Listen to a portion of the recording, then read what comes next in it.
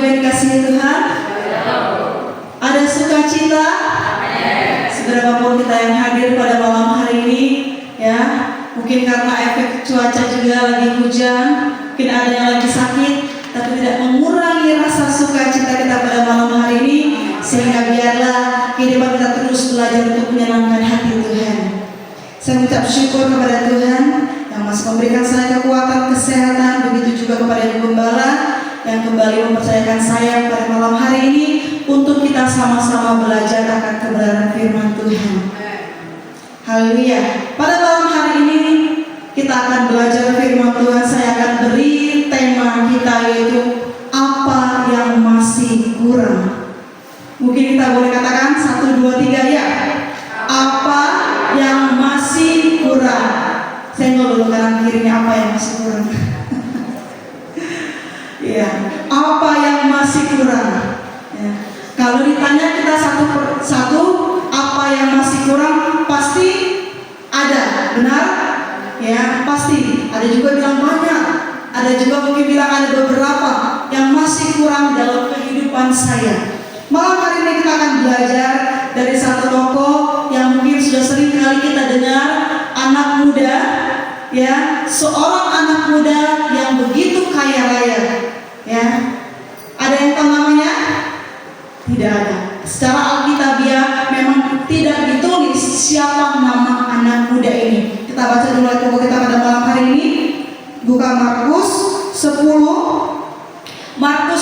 ayat 17 sampai yang ke-27. Mungkin Bapak Ibu nggak apa-apa duduk aja karena agak panjang.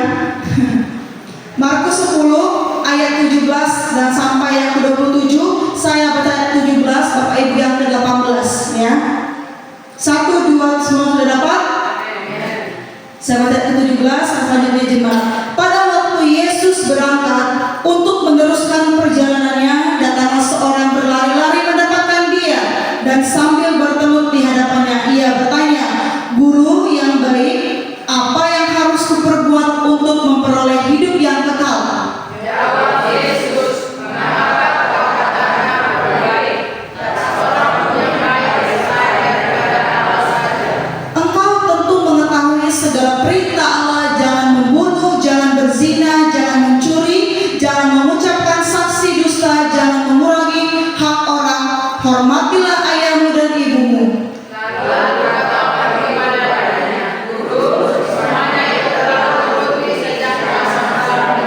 Tetapi Yesus memandang dia dan menaruh kasih kepadanya, lalu berkata kepadanya, "Hanya satu lagi kekuranganmu, pergilah, jualah apa yang kau miliki dan berikanlah itu kepada orang-orang miskin, maka engkau akan beroleh harta di sorga. Kemudian datanglah kemari dan ikutlah aku."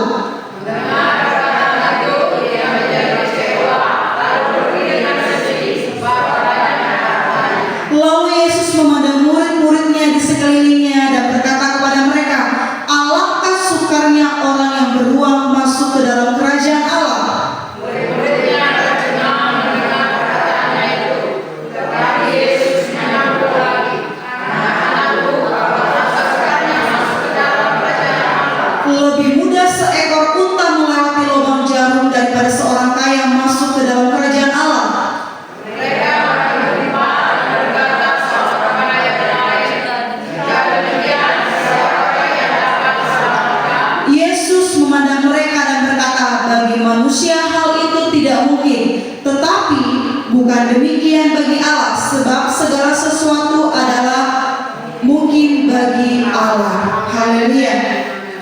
Kita sebagian sudah sering dengar akan cerita ini, bagaimana ya, ini ada di dalam Alkitab, ada 3 kali diceritakan dari Matius, Markus dan Lukas, bagaimana di perikop itu dikatakan orang kaya sukar masuk kerajaan Allah, dan juga ada seorang anak muda yang begitu kaya raya yang sulit untuk masuk dalam kerajaan Allah. Atau anak muda ini secara mereka tadi saya juga bilang, bagaimana anak muda ini tidak ditulis spesifikasi siapa namanya, tapi dikatakan anak muda ini begitu banyak sekali hartanya, juga nggak ditulis seberapa banyak hartanya.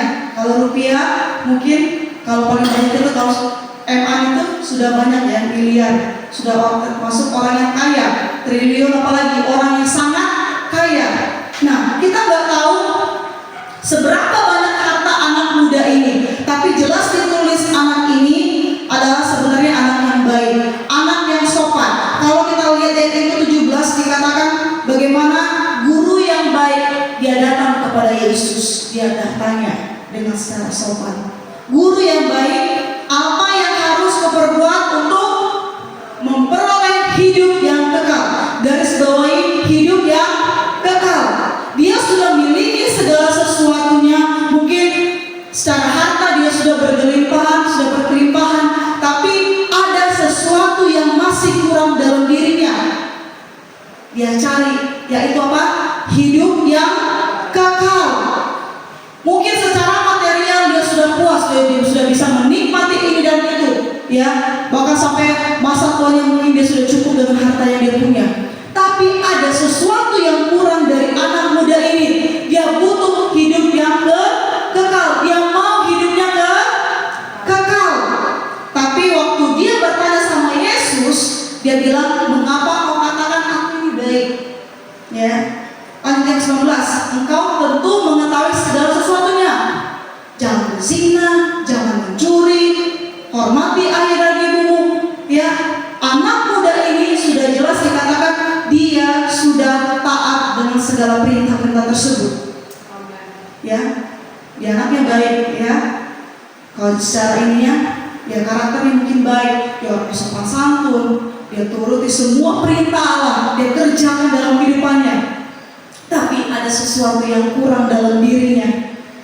21 ayat yang ke-B dikatakan hanya satu lagi kekuranganmu apa?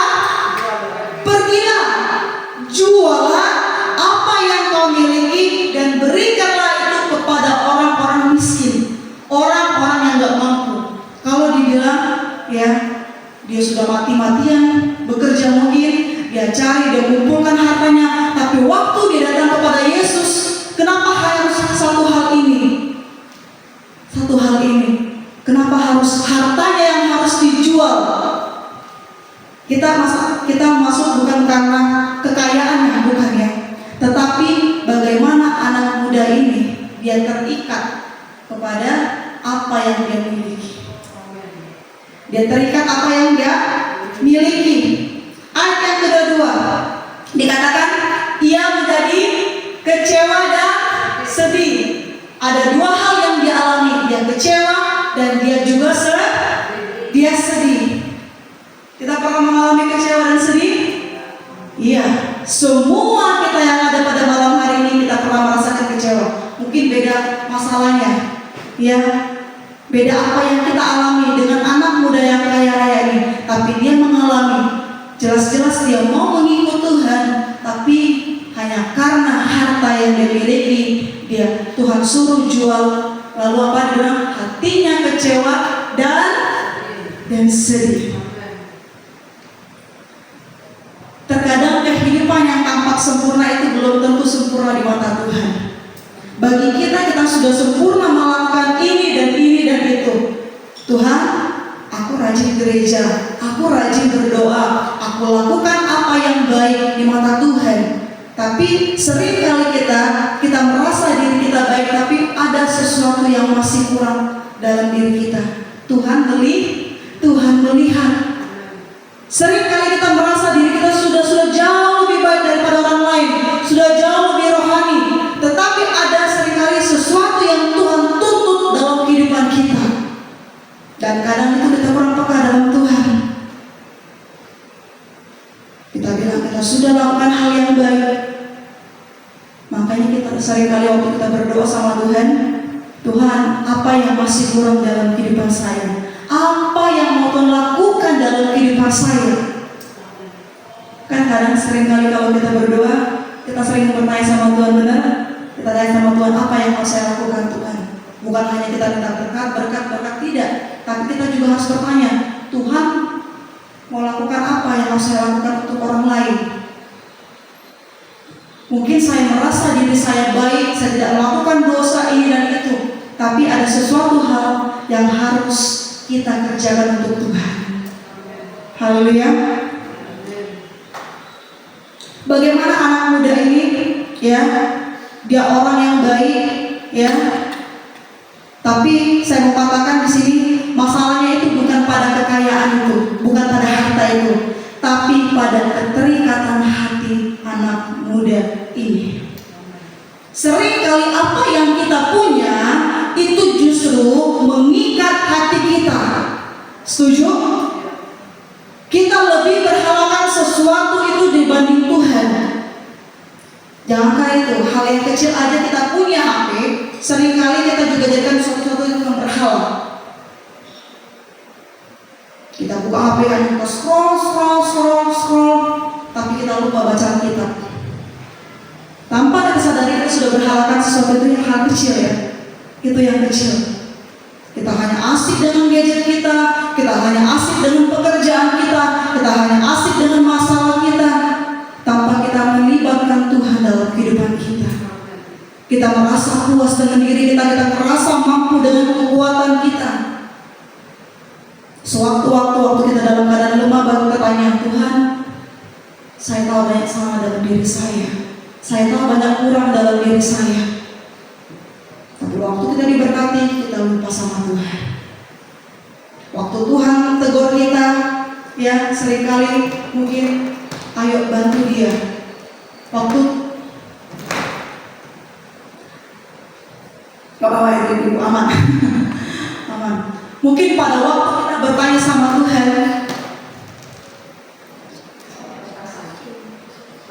oh maaf petasan, saya pikir dalam apapun ada sesuatu hal.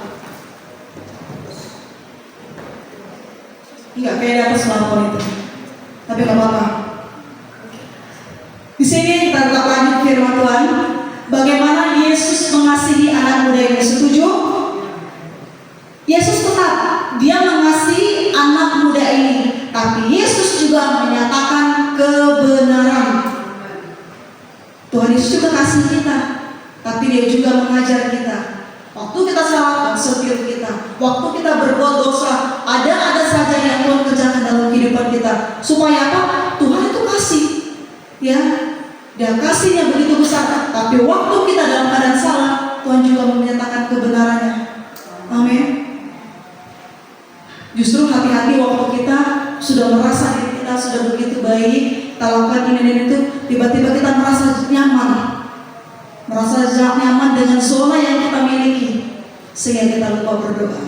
Aman saja, saya fokus pekerjaan, saya fokus dengan keluarga saya, tanpa kita lupa melibatkan tangan Tuhan.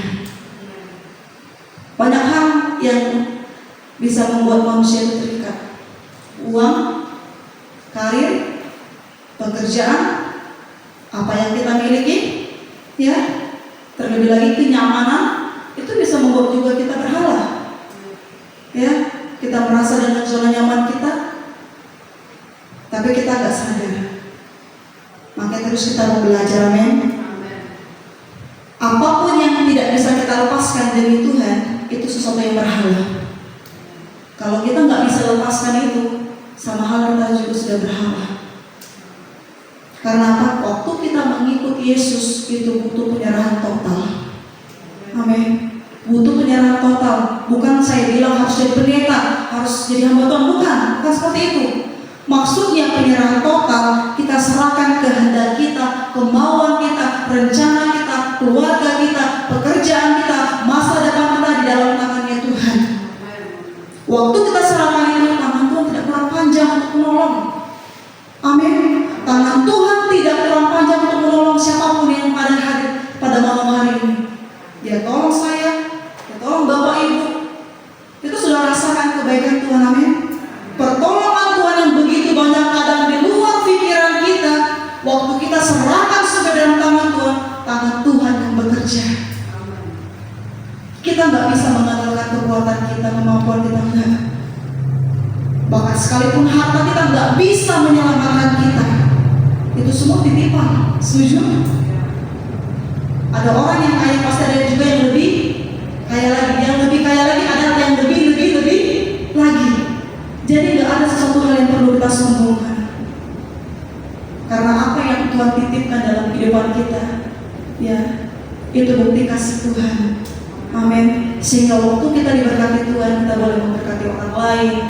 Ya, bukan hanya ketika kita memberi, enggak. Waktu kita mendoakan dia, waktu kita punya ada yang lebih kita kasih kepada dia, itu tidak akan jadi sia-sia. Memang sesuatu harta itu Bapak Ibu tidak kita bawa dalam waktu kita mati, benar. Tapi apa yang kita kerjakan selama Tuhan memberkati kita, kita kasih dengan orang lain, Tuhan perhitungkan semuanya. Jadi jangan takut rugi, jangan takut kehabisan. Justru waktu kita memberi, ya, lumbung kita makin penuh terisi, tidak terhabiskan. Itu kalau kita dalam Tuhan. Kalau orang duniawi, waktu dia memberi takut kehabisan. Ya, enak sekali orang itu, ya. Tapi waktu kita sudah mengenal Tuhan, kadang seringkali, ya waktu Tuhan suruh, seringkali dalam pikiran kita, kerjakan itu, pasti kita akan kerjakan. Makanya kita perlu lupakan suaranya Tuhan, amin. Dan saya bilang mengikut Yesus itu memerlukan penyerahan total. Semua yang ada dalam kehidupan kita, jangan sampai menjadi sesuatu yang berhala, amin. Pokok kalimat yang ke-10 dikatakan, siapa yang mencintai uang tidak akan puas dengan uang. Dan siapa mencintai kekayaan tidak akan puas dengan penghasilannya. Ini pun sia-sia. Pokok kalimat ke-10. Firman Tuhan yang katakan, bukan saya Bapak Ibu. Tapi siapa yang mencintai sesuatu yang itu lebih daripada Tuhan, ya, tidak akan dapat dilakukan puas. Bahkan di akhir hidup dikatakan ini pun sia-sia. Artinya apa? Waktu kita menduakan Tuhan, kita memberharapkan sesuatu hal yang lebih daripada itu, maka Tuhan bilang itu sia-sia loh anakku, sia-sia. Kita nggak mau pasti apa yang kita kerjakan sia-sia, amin. Kita maunya waktu apa yang kita kerjakan itu menyenangkan hati Tuhan. Walaupun mungkin gak sepenuhnya kita bisa 100% untuk menyenangkan Tuhan, tapi kita harus belajar dari hari ke hari. Amin.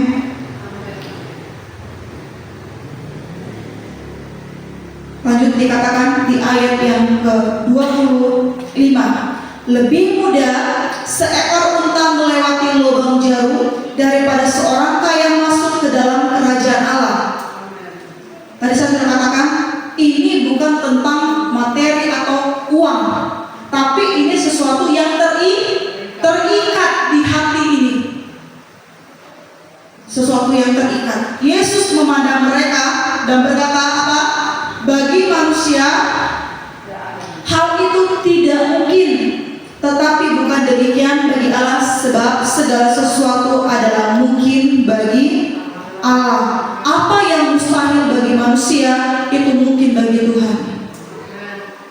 Ya, itu mungkin bagi Tuhan. Yang artinya apa? Keselamatan itu bukan hasil usaha manusia, ya, tetapi anugerah dari Tuhan. Bahkan hati yang terikat pun bisa Tuhan ubahkan oleh kuasanya Tuhan. Amin. Lukas 16 ayat 13 dikatakan seperti ini. Seorang hamba tidak dapat melayani dua tuan, karena jika demikian ia akan membenci yang seorang dan mengasihi yang lain, atau ia akan setia kepada yang seorang dan tidak mengindahkan yang lain. Kamu tidak dapat mengabdi kepada Allah dan kepada Mammon. Firman Tuhan katakan seorang hamba, tadi itu seorang hamba tidak dapat melayani dua tuan. Dikatakan berapa? Dua tuan, Allah atau Mammon. Kita tidak mungkin bisa melayani dua ini. Kita pilih Allah atau Mammon. Kalau kita tanya pasti kita harus pilih Tuhan, jelas. Karena apa yang kita takutkan Bapak Ibu? Waktu kita datang sungguh-sungguh sama Tuhan, kita ini kan sebagai anak, dan katakan sebagai hamba, kita ini anaknya Tuhan Yesus Kristus, dan kita punya Bapa di atas segala-galanya, dan Dia sumber dari segala-galanya. Yang artinya apa? Waktu kita datang sama Bapa kita, sungguh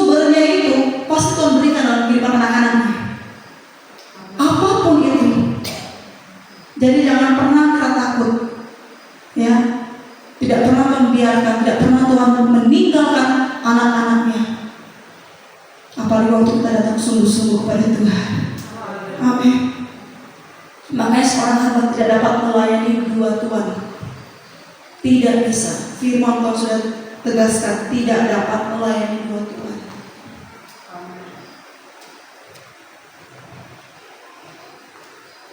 Dari cerita anak muda ini kembali mengajarkan kita, mengingatkan kita Bapak Ibu, ya, bukan hanya menjadi orang yang baik saja, tetapi kita juga harus menjadi muridnya Yesus sepenuhnya. Kita butuh penyerahan total sama Tuhan.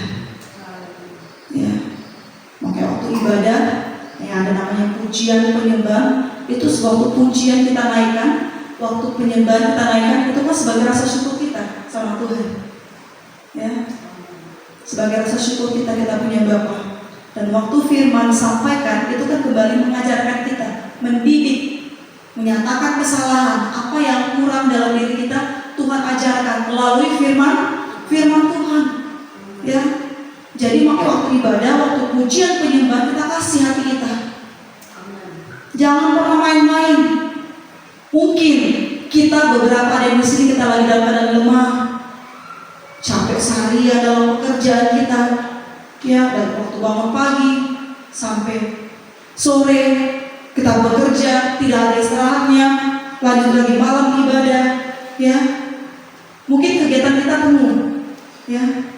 Tapi waktu datang kepada Tuhan, itu kan bukan sekedar rutinitas kita, tapi kerinduan hati kita, kerinduan kita.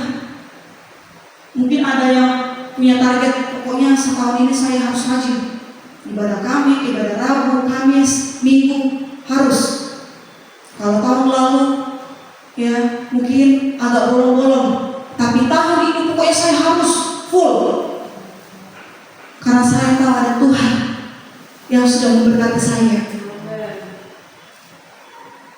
Itu tidak salah Bapak Ibu, tapi ingat, seperti anak muda yang tadi, bagaimana, ya, dia kecewa dan sedih hanya karena Tuhan bilang, jualah seluruh hartamu. Kalau tiba-tiba Bapak Ibu di posisi anak muda ini, kira-kira apa yang Bapak Ibu lakukan? Masuk akal enggak? Tiba-tiba waktu kita datang sama Yesus, dia bilang, Nurul, jualah semua hartamu. Tiba-tiba dibilang gitu. Mungkin bagi kita, waduh, saya sudah mati-matian cari ini dan ini, tapi kok Tuhan maunya yang ini, kenapa nggak yang lain aja? Karena Tuhan tahu di titik kelemahan kita. Apa yang ada di titik kelemahan kita, Tuhan tahu. Makanya seringkali di situ Tuhan sentil kita, di situ Tuhan tegur kita.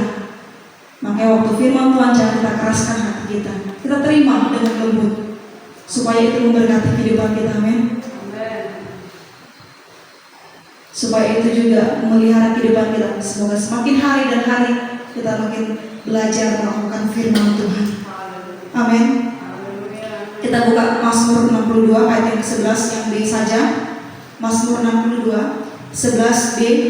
Satu orang dekat mungkin bisa bacakan. Mazmur 62 ayat yang ke-11B.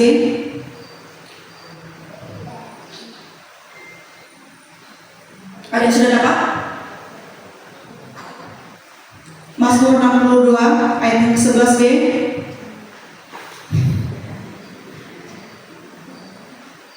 Jika tidak ada, kita baca sama-sama ya. 1, 2, 3 ya. Apabila harta makin bertambah, janganlah hatimu melekat padanya. Apabila harta makin bertambah, janganlah hatimu melekat kepadanya. Tuhan berbicara bagi kehidupan kita. Ya. Apabila kita makin diberkati Tuhan, justru kita harus makin lebih lagi dalam Tuhan.